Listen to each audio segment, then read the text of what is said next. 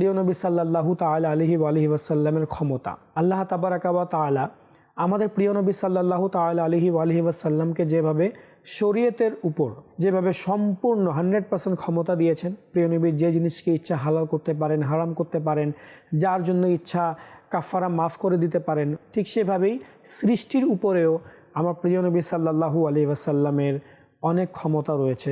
এক সাহাবী আমাদের প্রিয় নবী রাসূল আরবি হুজুর পূর্ণ সাল্লাল্লাহু তাআলা আলাইহি ওয়া আলিহি ওয়াসাল্লামের দরবারে জিজ্ঞাসা করে, ইয়া রাসূলুল্লাহ, আমার থেকে তো অনেক বড় একটি ভুল হয়ে গেছে, আমি কি করি? প্রিয় নবী সাল্লাল্লাহু আলাইহি ওয়াসাল্লাম ইরশাদ করেন যে তোমার কি হয়েছে? তো সে ইরশাদ করে, ইয়া রাসূলুল্লাহ, আমি রোজারত অবস্থায় আমার স্ত্রীর সাথে আমি সঙ্গম করেছি। প্রিয় নবী সাল্লাল্লাহু তাআলা আলাইহি ওয়া আলিহি ওয়াসাল্লাম যেটা এর বিধান, ইচ্ছাকৃতভাবে কিছু খেয়ে নিলে রোজা ভঙ্গ করার যে কাফারা, প্রিয় নবী সে নিয়মটি বললেন। প্রিয় নবী ইরশাদ করেন, তুমি একটি গোলাম অথবা একটি বাদী আজাদ করে দিতে পারবে? তাহলে আজাদ করে দাও। সে বলল, ইয়া রাসূলুল্লাহ, আমার কাছে কোনো বাদী নেই, আর না কোনো গোলাম আছে, আর না আমার কাছে এত অর্থ আছে যে আমি একটি গোলাম ক্রয় করে কিংবা একটা বাদী ক্রয় করে আমি তাকে আজাদ করব। তুমি তাহলে লাগাতার 2 মাস ধরে রোজা রাখতে পারবে?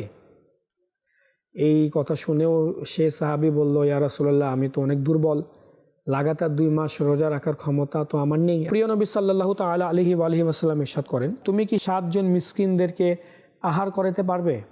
তা তাদেরকে আহার করাও। তো সেই সাহাবী বলল, ইয়া রাসূলুল্লাহ, আমি তো তাও পারবো না, আমার অবস্থা এত খারাপ, আর্থিক দিক থেকে আমি খুব খারাপ অবস্থা। প্রিয় নবী সাল্লাল্লাহু তাআলা আলাইহি ওয়া আলিহি ওয়াসাল্লামের কাছে কেউ এক টুকরি ভর্তি খেজুর নিয়ে এলেন। হুজুর সাল্লাল্লাহু আলাইহি ওয়াসাল্লাম এক টুকরি ভর্তি খেজুর দেখে জিজ্ঞাসা করলেন যে ওই ব্যক্তি কোথায় প্রশ্নকারী? তো সে ব্যক্তি বলল, হুজুর, এই যে আমি প্রশ্ন করেছি। তো বললেন যে এই নাও, এই খেজুরের টুকরিটি নাও এবং এটা গরিবদের মাঝে বিতরণ করে দাও, তোমার কাফারা হয়ে যাবে। সে ব্যক্তি বলে উঠল, ইয়া রাসূলুল্লাহ, দান তো তাকেই করব যে ব্যক্তি আমার চাতে অভাবী হবে। আল্লাহর কসম, মদিনার কোনো বস্তিতেই আমার চেয়ে অভাবী লোক আর কেউ নেই, আমি সবচেয়ে বড় অভাবী, তো আমি কাকে বিতরণ করব? তো প্রিয় নবী সাল্লাল্লাহু তাআলা আলাইহি ওয়া আলিহি ওয়াসাল্লাম মুচকি হেসে দিলেন। অতঃপর প্রিয় নবী বললেন, আচ্ছা, এগুলো নিয়ে যাও, তোমার পরিবার পরিজনকে খেতে দাও, তোমার এবং তোমার পরিবার পরিজনের খাওয়াই তোমার কাফারা আদায় হয়ে যাবে, এটাই তোমার কাফারা হয়ে যাবে।